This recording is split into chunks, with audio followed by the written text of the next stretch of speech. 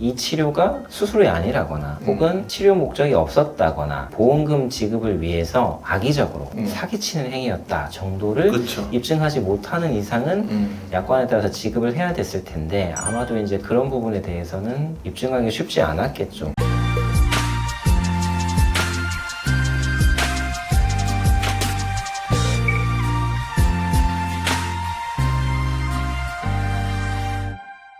안녕하세요 구독자 여러분, 변집사TV 한세영 변호사입니다. 김민아 팀장님하고 함께하고 있는데요. 팀장님께서 예전에 근무하셨을 때 네네. 실손의료비 보험금과 관련된 뭐 재미난 이야기, 특이한 사건 같은 걸 이제 얘기해 주실 게 있다고 하셔가지고 촬영을 하게 됐습니다.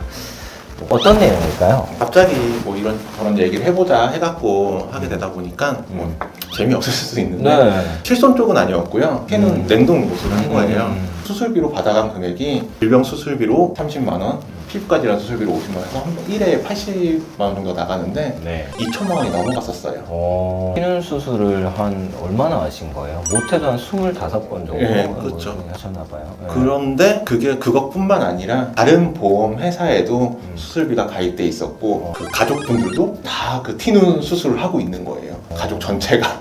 그렇게 해서 그래서 총 받아간 금액은 1억 가까이 돼가는 상태였었던 거죠. 보험금을 1억 정도를 보험사에서 의심을 좀 했을 텐데요. 네, 그래서 2,800만 원 정도가 나갔을 때였거든요. 그래서 그거를 저희가 보험회사에 SIU라는 부서가 있거든요. 그쪽으로 이제 의뢰를 했더니 거기서는 우선 계속 지급을 하라고 하더라고요. 증거를 모아야 된다고. 그래서 지급을 하고 있다가 저는 퇴사를 했습니다. 퇴사하셨어요? 네.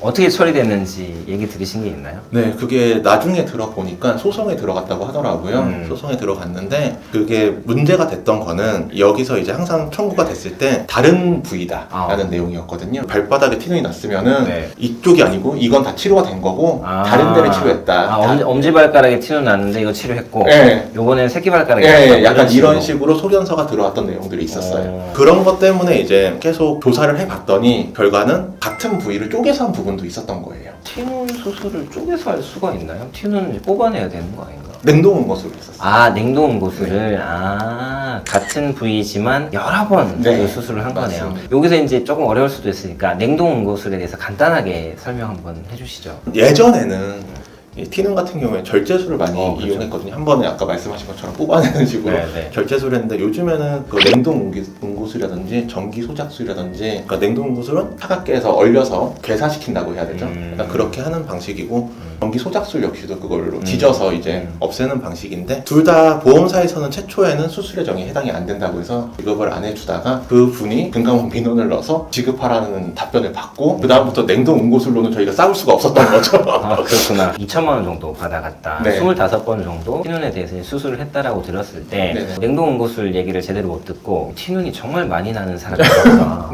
그 생각인데 그건 아니었고 그럼 그분은 티눈 부위가 대략 몇 군데였는지 혹시 기억하세요? 부위가 몇 군데인지 나오지가 않아요. 이전 건 그 소견서 내용을 보면은 이전 부위랑 다른 부위다라고만 나오지 거기에 뭐 엄지발가락이다 뭐 이런 식으로 나오지 않고 그 당시에는 서류상의 내용이 지금 같은 경우에 막 환부 사진을 찍어 달라 해갖고 좀 철저하게 한다고 하면 제가 일했던 그 당시에는 그 정도로 철저하게 하진 않아서 회당 지급하는 약관이다 보니까 수술을 확인하면 지급을 해야 되는 약관이니까 수술했으면은 지급을 하게 됐던 거죠. 저희가 얘기를 나눴던 뭐 이소성 몽고 반점에 대한 레이저 치료술 같은 것도 그렇고 보험회사가 상품을 판매할 때 이 횟수 제한을 하지 않았던 이유가 뭘까요? 지금 나온 수술비 같은 경우에는 횟수 제한을 두려고 하는 게 있어요. 동일한 수술 코드로는 이제 3회만 인정된다 이런 내용이 있고요. 그 다음에 같은 진단으로는 365일에 1회만 인정된다 이런 규정들이 생겼기 때문에 이 약관 같은 경우 예전 약관이잖아요. 워낙 예전 일이고 예전 약관에는 무조건 그 회당 약관에 해당이 됐던 거고 그거는 그때 잘못 만들었으니까 지금 와서는 바꿔 나가고 있겠죠.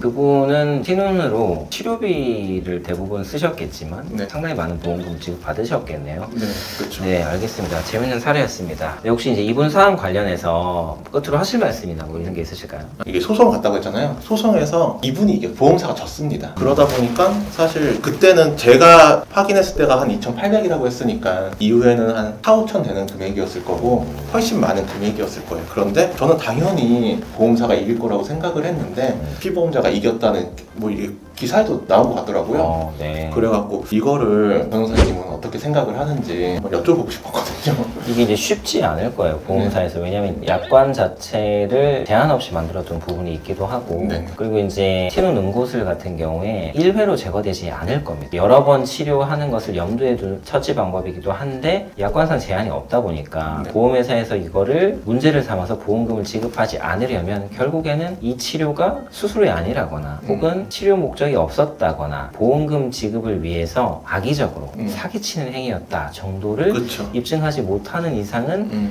약관에 따라서 지급을 해야 됐을 텐데 아마도 이제 그런 부분에 대해서는 입증하기 쉽지 않았겠죠. 그 당시에 이제 소견서도 이미 다 발급돼 있었고 보험회사에서 어떻게까지 했는지 모르겠지만 최초 이제 티눈은 사실은 레이저 응고를 해서 치료가 완료됐다고 하면 이미 없어져 버렸죠. 없어져 버렸고 실제로 남아있는 건 기록밖에 없다 보니까 그래서 아마 보험사에서 입증하기 곤란했었던 것 같고 이제 이 소송 몽고 반정 같은 경우에 이제 너무나 과도하게 했을 때는 최근에는 이제 보험회사가 승소하는 경우도 있긴 한 것 같지만 어느 정도까지는 사실은 치료를 받더라도 보험회사가 약관의 기준만 가지고 지급을 거절하기는 좀 어려울 것 같다. 이게 이제 제 생각입니다. 네, 저도 너무 도움 받았습니다. 네. 네, 알겠습니다. 오늘 이제 티눈과 관련해서 팀장님이 보험사 내부에 계셨을 때 재미난 사례가 있어서 저희가 한번 들어봤고요. 이번 영상은 여기까지 하도록 하고 다음 영상에 다시 찾아오도록 하겠습니다.